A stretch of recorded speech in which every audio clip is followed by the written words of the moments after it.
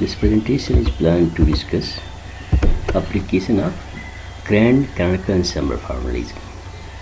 So in this case we have considered an ideal gas which is defined using three thermodynamical parameters, that is mu, chemical potential of gas molecules, B, volume of gas, and T, temperature at which this gas is kept fixed in contact with some reservoirs. So each molecule, so ideal gas is there, therefore each molecules are non-interacting with its neighboring molecules. There are n molecules, are say n number of harmonic oscillators. Okay, so we can add its partition function Qnbt, n number of oscillators, the gas molecules which are in the V volume and at temperature T, that we can write as Q1, that is single molecule occupying V volume and at temperature T. Power n, since molecules are non-interacting, that's why you can have opportunity, that's why you mathematically can write like Q1Bt power capital N. Factorial error factor is there in the denominator in the equation number 1. It is merely because these molecules are identical and they are indistinguishable. Okay, so from there we have Q1Vt, that we can write as V into Ft.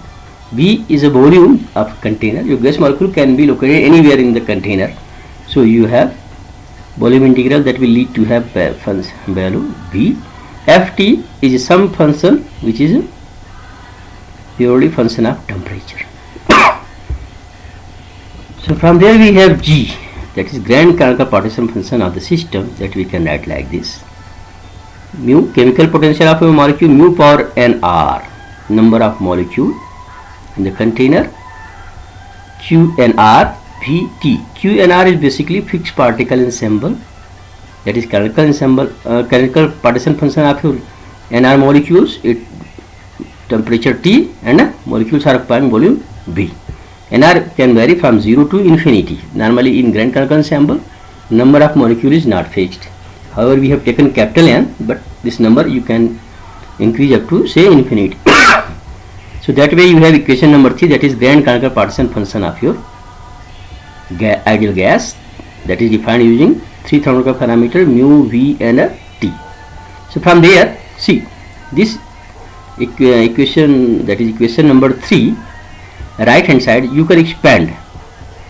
Okay, you can expand it substituting value nr 0, 1, 2, 3 and so on. Okay, so this is basically mu V Ft, where you are substituting nr equal to 0, 1, 2, 3 and so on. So what you will get? You will get a series, an infinite series like this, G mu Vt, that is an infinite series of which is a function of x, where x is nothing but mu V Ft. This is mu capital V Ft, function of temperature. F is a function of temperature, so this is x term. So this is your capital G mu Vt, that is an infinite series. Okay, this infinite series is nothing but e power x. This infinite series is nothing but e power x, that is exponential power x is what we have, mu V f of t.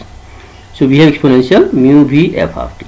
So from there you have grand canonical partition function of your ideal gas, which is defined using three thermodynamical parameters mu, V and T. So this is equation number 5. Now you have grand canonical partition function of your system. From this partition function you can determine Helmholtz free energy. So this is your grand canonical partition function. This is chemical potential divided by with mu power n. Mu power n term you are dividing to get Helmholtz free energy. Once you have Helmholtz free energy of your ideal gas, which is defined using mu Vt term, you can determine entropy, pressure, chemical potential, energy, average energy, specific heat at constant volume, Gibbs free energy, average number of molecule which is there in your gas, all that you can determine. Okay, provided n is variable here. So this completes your application of grand canonical ensemble theory. Now we move to correspondence between grand ensemble theory and other ensemble theory that we have studied so far. So we are familiar with the fact that in the Grand-Kanakan ensemble, which is a generalization of Kanakan ensemble, where number of molecules is also shared among member of the ensemble, or your system is in contact with a reservoir which can exchange energy as well as number of molecules. So Grand-Kanakan ensemble is there where energy and the number of molecules both are exchanged with its surrounding. So we can show that through some mathematical calculation that your Grand-Kanakan ensemble, see this application of canonical ensemble theory will lead to have same thermodynamical results that you can get using other ensemble theory, that is say mechanical ensemble or canonical ensemble, provided your ensemble theory is applicable for the given system. Our physical constraints are such that canonical ensemble theory is applicable to the system. So result that you will get in the thermodynamic limit, the result thermodynamical results that you can derive using canonical ensemble theory will be same as that you derive using canonical ensemble or mechanical ensemble theory. So to do that, we are trying to have fluctuation in number density of the gas molecule under the condition of equilibrium. So to do that, we have average number of gas molecule in the gas that we can write like this. So this term is your grand canonical partition function. Okay. So this term you can use to write average number of molecule in the gas. So that you can write as, in general, average number you write like this. So this number and R summed over all possible RS, R and S states, R where R controls number of molecule in a particular state, R is related to, rather to say, and ES variable is related to energy that your system can acquire for the given situation. So R and S, you are summing over all possible R and S values, NR e power minus alpha NR minus beta ES, and this term is divided by sum over RS e power minus alpha NR minus beta ES. Okay, alpha you know, minus mu upon kT, and beta is 1 upon kT. This is, you can rewrite as minus divided by alpha sum over RS e power minus alpha NR minus beta ES. So similarly, you can determine n square average. So that is nothing but divided by alpha square sum over RS e power minus alpha NR minus beta ES, or n square average minus n average of square, that you can write like this. Okay, in general you can write it like this. Okay, so this term you can expand in this fashion. So first term, then second term, there are two part, first term and second term. Okay, so you can write, so this is first function derivative of second, that way you can appreciate that it is nothing but a derivative of average of n, this average of n with respect to alpha. Fine, this mathematical simplification you can get your own. So that is nothing but this n square average minus n average of square is nothing but kT divided by mu of average n, where mu is nothing but it is related to alpha in this fashion. So mu is minus alpha kT, where you are substituting alpha minus mu kT, you are getting this term. Alpha you are substituting, no? Alpha you are substituting mu minus mu upon kT. So mu is in the denominator, kT is in the numerator. Minus sign was there here.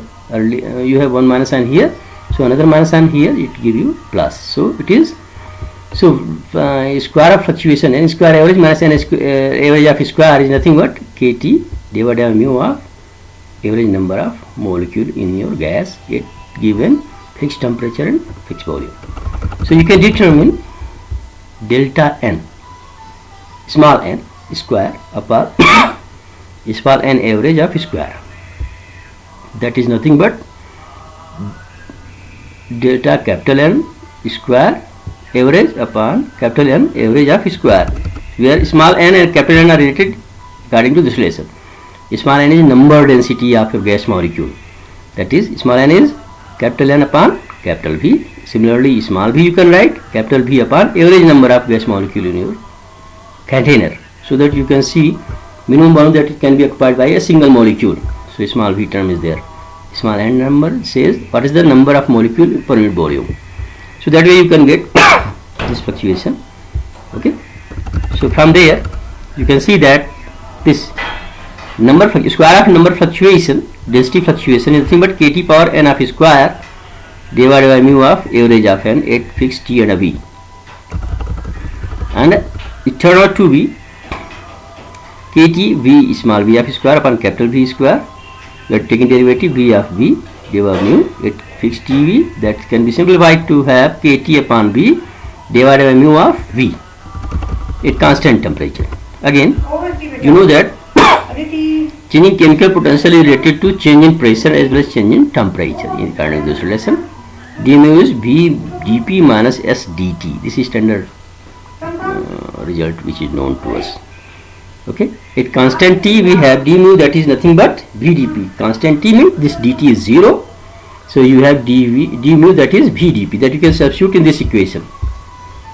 Okay, from there you have square of number density fluctuation is nothing but minus kT upon V, 1 upon V divided by P of V. So this term is nothing but isothermal compressibility of your gas.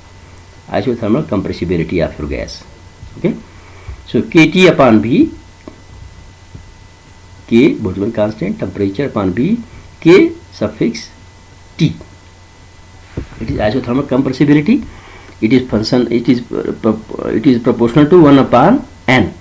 This is square term. When you take its RMS root mean square value, you have 1 upon square root n because of this dependency. So when your system is in equilibrium, your number density fluctuation which is of the order of 1 upon square root n. So in the thermodynamic limit, this number density fluctuation is about 0, close to 0. So you can have, when the number density, the number of molecules turn out to be almost fixed, so your behavior or your thermodynamics that you can derive using this Grand-Kronecker ensemble, it is nothing but thermodynamics that you can derive using Kronecker ensemble, because in the Kronecker ensemble you have fixed number of molecules or number density. Similarly, in this case also, in the equilibrium, when you are in the neighborhood of equilibrium, your number density is also a fixed quantity. So you can expect to have same thermodynamics in both the ensembles. This completes your Grand-Kronecker ensemble equivalence of Grand-Kronecker ensemble to other ensemble theories.